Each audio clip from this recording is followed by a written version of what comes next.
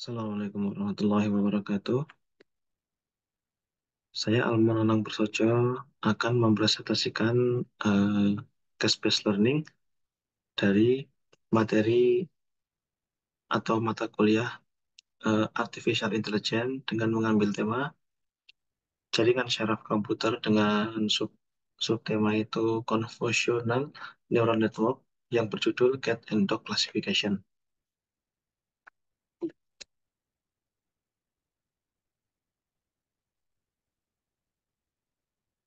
Jadi yang pertama itu adalah jaringan syaraf tiruan. Jaringan syaraf tiruan atau JST atau Artificial Neural Network ANN adalah suatu model matematik atau komputasi untuk mensimulasikan struktur dan fungsi dari jaringan syaraf dalam otak. JST adalah sistem pemrosesan informasi yang memiliki karakteristik mirip dengan jaringan syaraf biologi. Jaringan syaraf tiruan digunakan dalam berbagai aplikasi seperti pengenalan wajah, eh, pengenalan suara, prediksi pasar saham, dan banyak lagi. Ada banyak jenis jaringan syaraf tiruan termasuk jaringan syaraf dalam, deep neural network, yang memiliki banyak lapisan tersembunyi untuk menangkap pola-pola yang lebih kompleks dalam data. Nah, di dalam jaringan syaraf tiruan itu adalah termasuk subtemanya adalah CNN atau Convolutional Neural Network. Adalah jenis jaringan syaraf tiruan yang khusus dirancang untuk menangani data berbentuk grid seperti gambar. Eh, CNN sangat efektif dalam tugas-tugas pengenalan pola dan klasifikasi gambar karena struktur arsitekturnya yang dapat mengidentifikasi fitur-fitur penting dalam data gambar.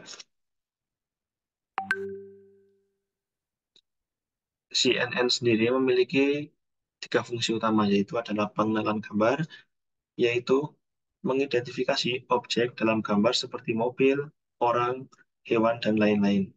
Yang kedua, klasifikasi gambar, yaitu yang sedang saya gunakan saat ini adalah untuk mengklasifikasi gambar ke dalam kategori tertentu seperti kucing, anjing, atau bunga, atau bisa juga dengan berbeda kelas seperti tanaman atau hewan dan sebagainya.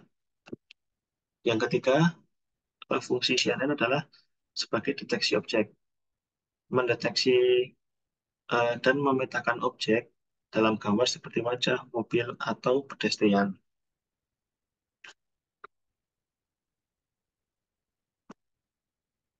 Selanjutnya adalah cara kerja CNN.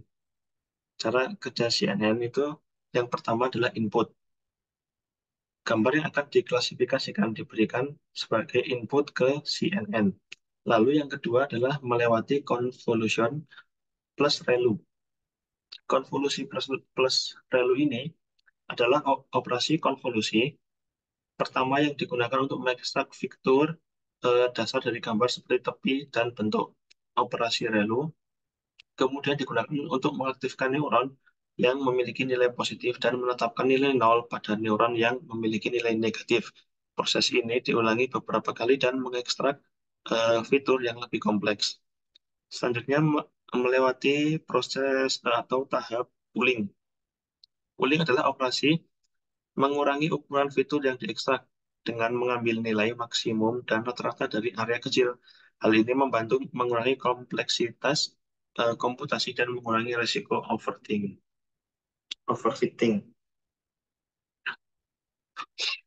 Selanjutnya, setelah melewati proses tersebut adalah ke tahap akhir yaitu eh, fully connected. Lapisan full connect ini adalah mengambil vektor fitur yang diratakan dan memproyeksikan ke ruang fitur yang lebih kecil. Lapisan ini mempelajari kombinasi linear dari fitur-fitur yang telah dipelajari sebelumnya dan membuat representasi yang lebih kompleks. Jadi pada eh,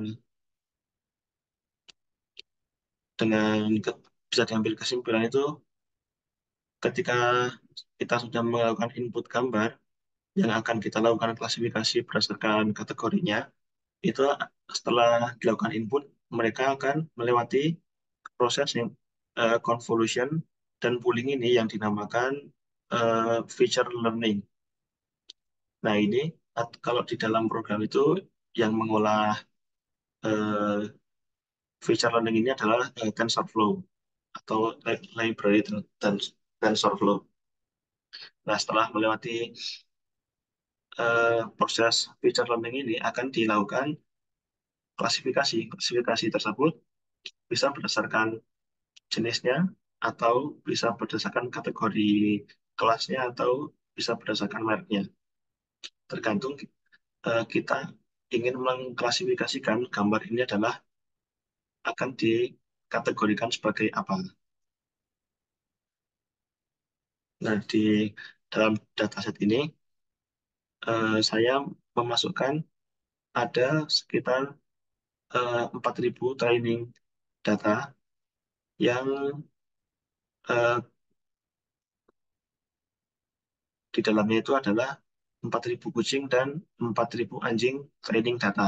Sedangkan data tesnya sama juga memiliki 4.000 training dan 4.000 tes dan 4.000 tes juga untuk anjing dan kucing. Jadi masing-masing training data dan tes data itu memiliki 4.000. Total menjadi 8.000 kucing dan 8.000 anjing. Pelatihan model yang pertama itu adalah menampilkan nilai epoch. Pada pelatihan model berikut, terdapat informasi tentang akurasi model pada data training dan data testing. Setiap epoch diwakili oleh baris pada gambar dan informasi seperti akurasi, loss, epoch, dan waktu yang dibutuhkan untuk menyelesaikan epoch yang juga ditampilkan. Dalam bisa diambil kesimpulan, model ini mencapai akurasi yang lebih baik pada data testing dibandingkan data training, yang menunjukkan bahwa model tersebut tidak overfit pada data training. Nah, ini dapat dibuktikan dengan nilai loss-nya itu. Training, nilai loss-nya itu memiliki yang lebih tinggi ya trainingnya. Sedangkan eh, untuk akurasinya itu lebih lebih tinggi di nilai tesnya. Loss-nya itu lebih rendah. Nah, itu untuk eh, tampilan Epoch ini terselesaikan selama proses pelatihan model itu adalah dapat dilihat di sini. Ini pada Epoch 2 dari 20 itu membutuhkan waktu 105 detik. Nah, itu paling cepat ada di waktu 63 detik itu di Epoch 20 ke 20 atau Epoch terakhir. Itu membutuhkan waktu yang paling singkat yaitu 1 menit lebih dikit lah.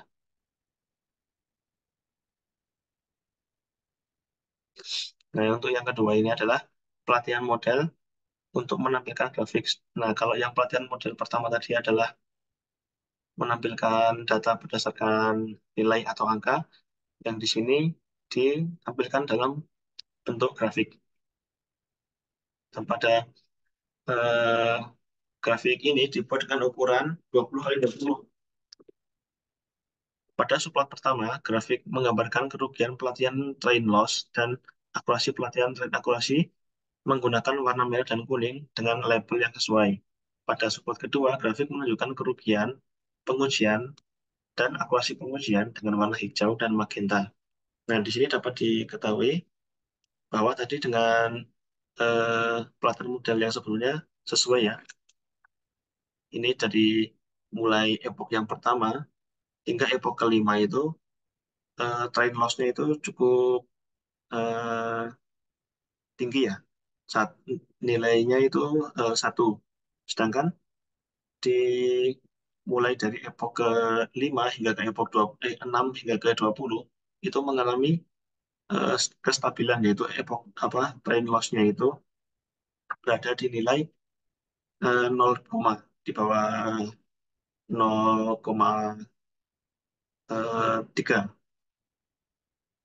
Nah, eh, begitu juga dengan tren akurasinya. Tren akurasinya itu meningkat dari yang awalnya itu rendah 0,6 menjadi 0,9 atau 8.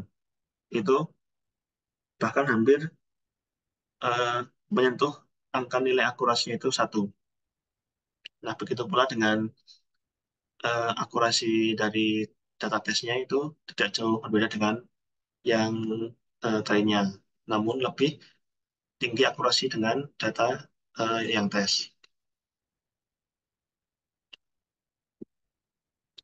Untuk implementasi dari program tersebut, yang pertama itu adalah untuk menampilkan bahwa gambar ini adalah gambar kucing. Nah, di program yang sebelumnya itu sudah dimasukkan bahwa kelas kucing itu adalah 0 dan kelas anjing itu adalah 1. Nah, di sini berarti sudah sesuai ya. Kita mengambil data tes untuk anjing dan yang ditampilkan adalah anjing serta klasifikasinya adalah betul, itu anjing. Yang ini juga betul di kucing dan implementasi yang ketiga juga betul, yaitu ini adalah klasifikasi gambar kucing. Nah, kesimpulannya, CNN ini terbukti sangat efektif dalam klasifikasi gambar, termasuk dalam membedakan antara kucing dan anjing, karena kemampuannya untuk mengidentifikasi dan mengekstrak fitur-fitur penting dari gambar secara otomatis melalui lapisan konvolusi dan pooling. CNN memproses gambar dengan mendeteksi pola seperti tepi dan tekstur, serta menghasilkan peta fitur yang digunakan untuk klasifikasi akhir. Dengan pelatihan yang tepat, eh, dan data yang cukup, CNN dapat mencapai akurasi tinggi dalam mengklasifikasikan gambar, menjadikannya alat yang sangat berharga dalam aplikasi yang memerlukan pengenalan visual yang akurat dan efisien. Terima kasih, itulah yang bisa saya sampaikan. Kurang lebihnya mohon maaf terkait presentasi saya mata kuliah Artificial Intelligence dengan tema jaringan syarat tiruan atau judulnya itu dengan judul Convolutional Neural Network Classification Cat and Dog. Terima kasih. Wassalamualaikum warahmatullahi wabarakatuh.